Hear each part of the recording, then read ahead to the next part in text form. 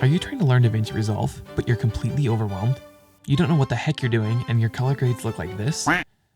Well, in this video, I'm going to show you how to turn them into this, simply and easily. So let's get into it.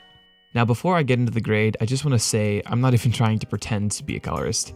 The techniques I'm using may not be the best, most professional way to go about grading, but it's a workflow that works for me, and hopefully it can work for you too.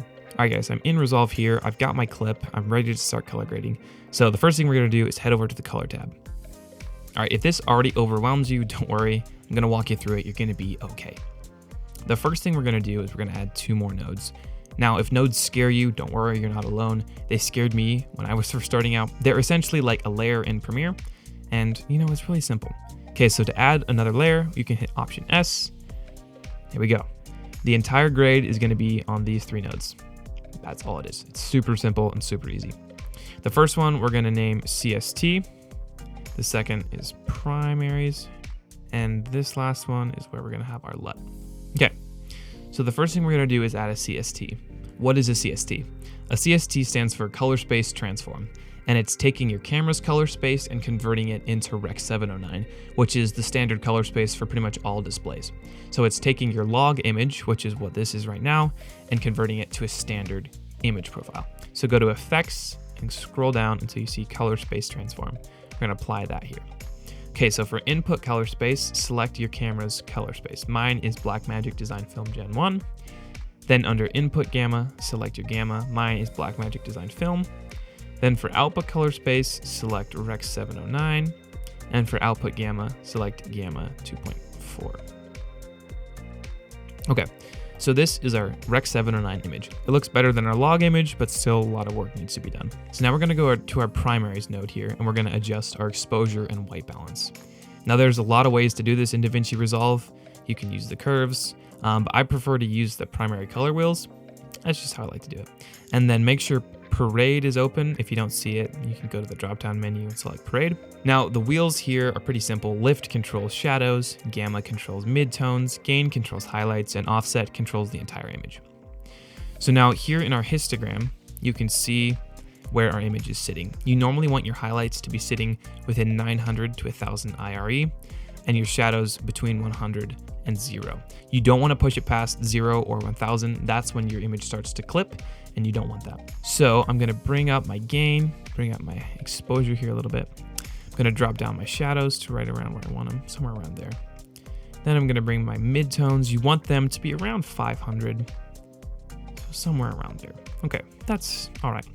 Now you can see just by looking at it, we've got a huge green shift here. Our white balance is horribly off. Now you can fix your white balance in lots of different ways. You can select the qualifier here, select something white, and it'll automatically fix it. I prefer to do it manually though. So open up your vector scope here, and essentially you see this is our waveform right here. We want that to be in the exact center of the vector scope. So I'm going to come to my offset. Like I said, this controls the entire image.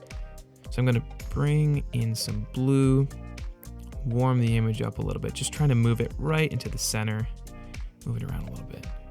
Okay, there we go. Okay, so that's much better for white balance. So now that we've got our color correction finished, we can go in and actually start grading. So go back to the CST, open Effects, and under Output Gamma, select Cineon Film Log. This is going to allow us to put our LUT on. If we applied our LUT without doing that, the highlights and shadows would clip and it would look terrible. I'm just going to be using the built-in DaVinci Resolve film looks, but this will work pretty much with any LUT. So apply the LUT to the final node, and there you go, there's our LUT. Not horrible, but we can critique it and make it look a lot better. So you can see right off the bat here, my highlights are a little bit overexposed, so I'm going to bring that down a little bit. I'm going to move my shadows down a little bit, just kind of critique the image to where you get it where you want it. Okay, so somewhere around that, I think that looks pretty good. Next, we can add our look. So I'm going to open up my vector scope here. What I normally do is I'll add some warmth into the midtones, maybe cool down the shadows a little bit, just to give it a little bit more of a look. You can mess around here and kind of just go for whatever look you're looking for. Maybe warm up the shadows, add some green into the highlights. I don't know, right about there. I think that looks pretty good. Now, in color grading, less is more, so do not overdo it. But there you go. That's the grade right there. It's done. Now, if you wanted to, you can also go in and maybe add some film grain. come in here and add some film grain. Zoom in so we can see what we're doing. Add some grain here. Maybe we just mess around. You can mess around with these settings until you get it where you want it. I think that looks pretty good. And then I love to add halation. It's a really cool effect for if you're trying to get a film look. But yeah, there you go. That's all you got to do. Super simple, super easy. And yeah, we're done. Thanks for watching, guys. I hope I was able to simplify color grading at least a little bit for you today, and maybe give you some techniques that you can apply to your own color grade workflow.